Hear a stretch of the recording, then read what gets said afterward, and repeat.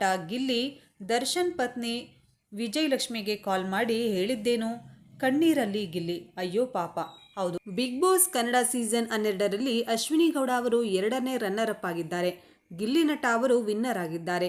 ಗಿಲ್ಲಿನೇ winner ಎಂಬುದು season ಆರಂಭದಲ್ಲೇ ಕೆಲವರಿಗೆ ಅನಿಸಿತ್ತು. ಅವರಿಗೆ ಸೃಷ್ಟಿಯಾದ ಅಭಿಮಾನಿ ವರ್ಗವೇ ಇದಕ್ಕೆ ಕಾರಣ.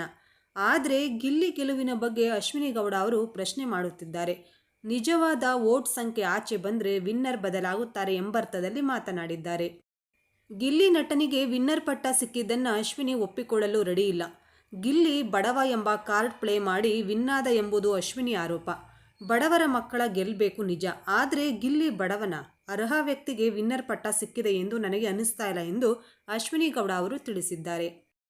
ಈಗ ಅಶ್ವಿನಿ ಗೌಡ ಬೇರೆ ರೀತಿಯ ಆರೋಪ ಮಾಡಿದ್ದಾರೆ. ಖಾಸಗಿ ಸುದ್ದಿ ವಾಹಿನಿಯ ಜೊತೆ ಮಾತನಾಡಿದ ಅಶ್ವಿನಿ, ನನಗೂ ಗಿಲ್ಲಿಗೂ ಬಂದ ಮತಗಳ ಮಧ್ಯೆ ಅಜಗಜಾಂತರ ವ್ಯತ್ಯಾಸ ಇದೆ ಎಂಬುದು ನನಗೆ ಬಂದ ಮಾಹಿತಿ. ಆ ಸಂಖ್ಯೆ ಹೊರಹಾಕಿದೆ ನಾನೇ ವಿನ್ನರ್ ಎಂದು ಅಶ್ವಿನಿ ಹೇಳಿದ್ದಾರೆ. ಬಿಗ್ ಬಾಸ್ ಕಾಮಿಡಿ ಶೋ ಅಲ್ಲ ಎಂಬುದು ಅಶ್ವಿನಿ ಅಭಿಪ್ರಾಯ.